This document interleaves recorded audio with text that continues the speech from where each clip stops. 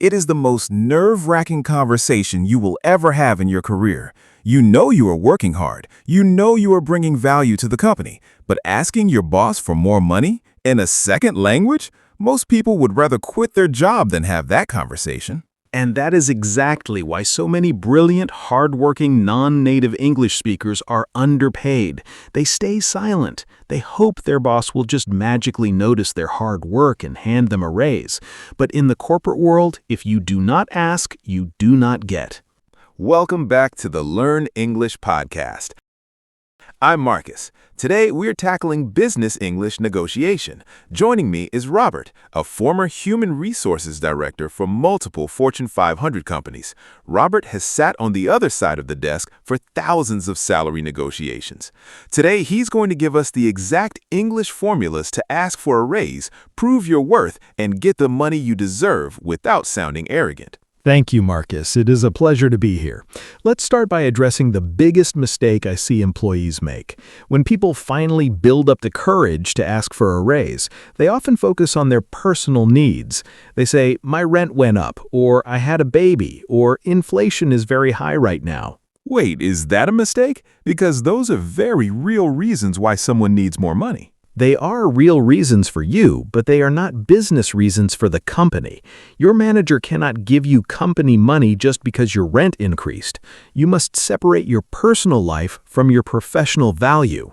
So, if we cannot talk about our personal expenses, how do we start the conversation? What is the first technique?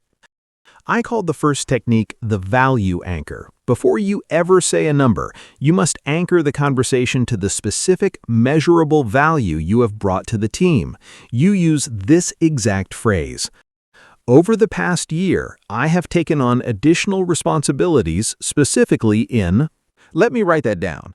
Over the past year, I have taken on additional responsibilities specifically in...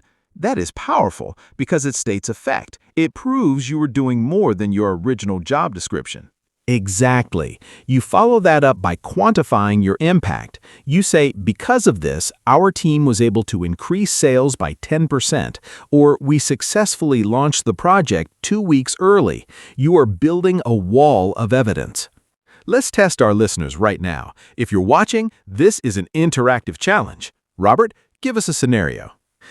Imagine you are a graphic designer. Your job is just to make images. But for the last 6 months, you've also been managing the company's social media accounts, which is not in your contract. How do you start the conversation about a raise? Take 5 seconds. Think about the value anchor phrase. Robert, what is the perfect business English response? You would say, as you know, over the past 6 months, I have taken on the additional responsibility of managing our social media strategy. Because of this, our online engagement has grown by 20%. Flawless. You prove the extra work and you prove the result. Once you have established your value, you move to the second technique, the future pace. Companies pay for past performance, but they invest in future potential. You need to show them you're not going to stop working hard once you get the money. How do we phrase that in English? You say, I am incredibly committed to the future of this company, and I want to continue driving results like this. Once you say that, you drop the anchor. You say, based on my recent contributions and the current market rate for this level of responsibility, I would like to request a salary review. Wow. I would like to request a salary review. That sounds so much more professional than saying, I want more money. It is purely objective. Using the phrase market rate is also a brilliant psychological trigger. It reminds the manager that if you leave, they will have to pay this amount of money to hire someone new anyway. Let us put everything together. We're going to do an extended role play. Listeners, pay close attention to the pacing and the tone of voice. Robert, I'll be the employee and you'll be my manager. Let's do it. Step into my office, Marcus. You wanted to speak with me. Yes, Robert. Thank you for making the time. First, I just want to say how much I've enjoyed working on the marketing team this year. I'm very proud of what we have accomplished. We're glad to have you. What's on your mind?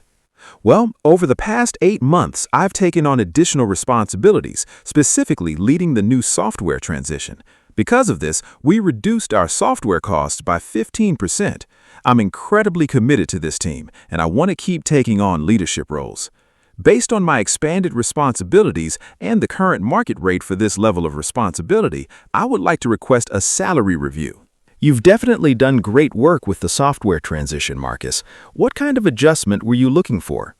Based on my research for a team lead position in our city, I'm proposing an increase to $85,000.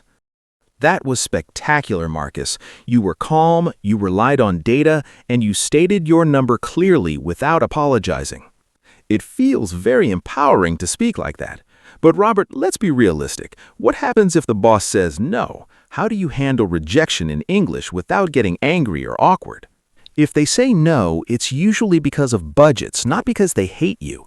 The worst thing you can do is get defensive. If they say, "We just don't have the budget right now," you use the pivot phrase.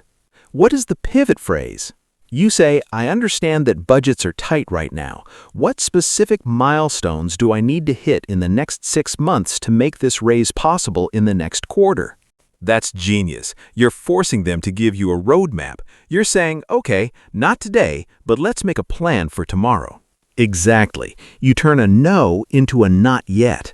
It shows incredible maturity and business acumen. Robert, this has been an absolute masterclass in corporate communication. You have given our audience the exact tools they need to elevate their careers. It has been my pleasure. To everyone listening, know your worth, prepare your data, and have the conversation. You can do this. Listeners, the vocabulary in this episode is life-changing. Don't just listen once. Rewatch this video, practice the role plays in the mirror, and get comfortable saying these phrases out loud. If you found this valuable, share it with a colleague. Hit subscribe to the Learn English podcast, and we'll see you next time for more real-world English mastery.